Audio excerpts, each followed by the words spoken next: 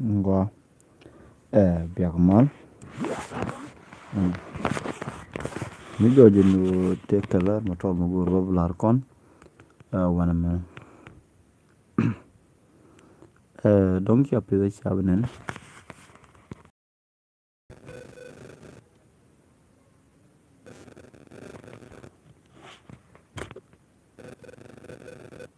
donc ya pede chabnen man go lar wana me simrit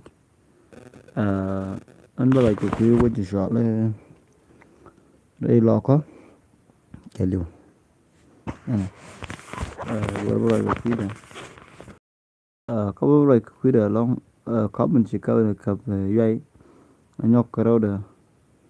bala ko mudo dia man ya mun de la do mi jam ni Naath Vision TV di chusuf kwai ko bi jiram kel ka jal njo tere Naath Vision TV man ci to ka yai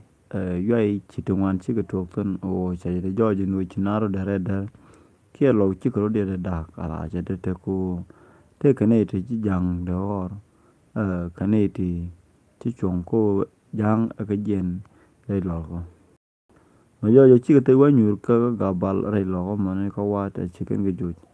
de kon bu nong no bi jang bo bi ko te kon kel won mena la ci ga te kar go men kam ken ro yen ma jo yu ci ga de telen ka lo ba chu ko no ri che lo che ga jawo che ko mo ke ling ma ling ka ro ga mi jo ju bi ga la no bi ga la ke de la lo mo mi jalat ya la wa ga ja fa la no mo am ji to re wa no mo ka wat wana ka wurur ko cha ji o tat ka spelayo mi de den ku wut ka man ci jen ka so ku o ka spelayo wala me ci jen ka so ku o ka spelayo jala ni ti kin kit wido kur ano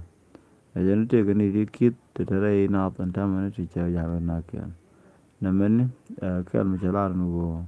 ne tron te jo yo tere lo ko mo ka yi so ga ndia ran go mi so tan ka yu mi so tan ka re lo ke liu so char de ler pin kim ya ba ti gar me che wan cha ro de ler pin kia ko me la ko ka la ko no position ko kir no tang no baloi ka ayo ko jen jal ga ni dial ko na position ka so da na me jen go tim don ken bi jen long go ran ni go to no me be te ma thank you